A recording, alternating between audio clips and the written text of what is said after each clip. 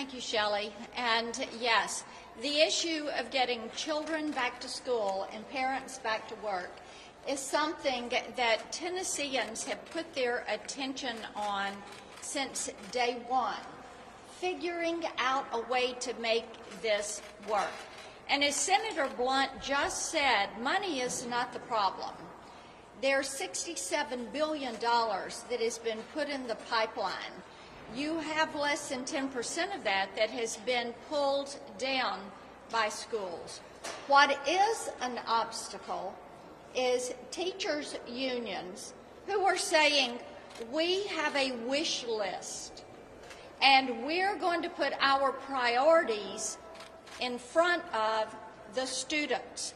We're going to put this in front of the pupils that would be in these classes. In Tennessee, they said, we're going to make a team and we're going to get this job done.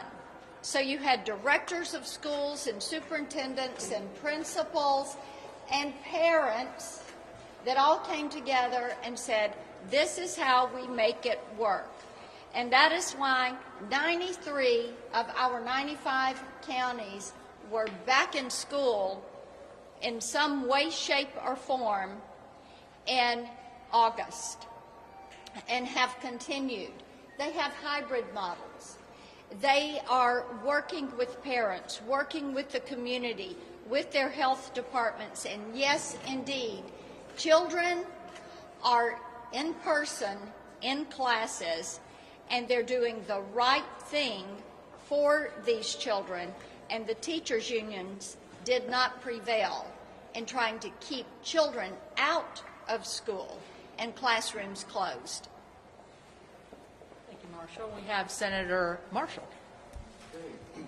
Thank you, Shelley, and it's always hard to follow Marsha, but it's a good afternoon, everybody. You know, I'm a first-generation college kid who got to go to medical school.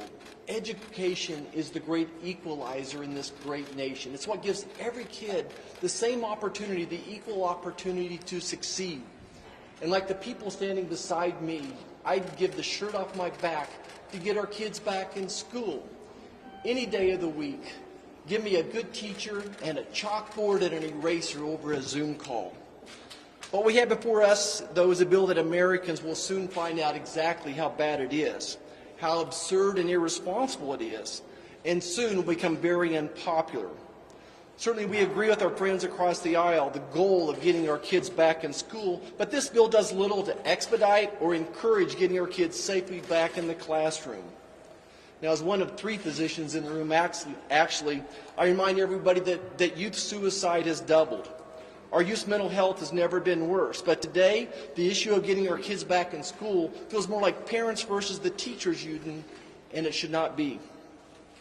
It feels like no matter what the CDC says, no matter if teachers are vaccinated, no matter how much money we throw at this, it just doesn't seem to matter. Our friends across the aisle keep moving the goalposts on us.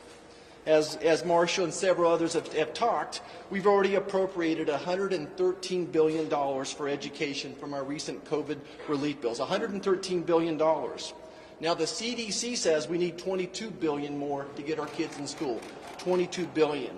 And guess what? We've got $60 billion left that we haven't spent yet. So why wouldn't we just reappropriate that $60 billion and see where we are in a couple of months? That's just too much common sense.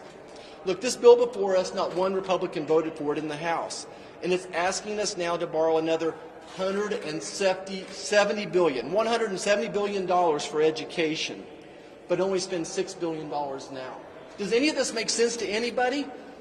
We're going to borrow 170 and only spend $6 billion of it now, but the crisis is now that we need to get our kids back in school. I feel like maybe our colleagues across the aisle are going to take Americans for fools, and we're not. This bill will become widely unpopular.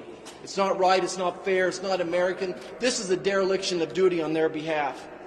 And if I just say one more positive thing, I just want to thank all the teachers that are out there now that are teaching, that are back in the classroom.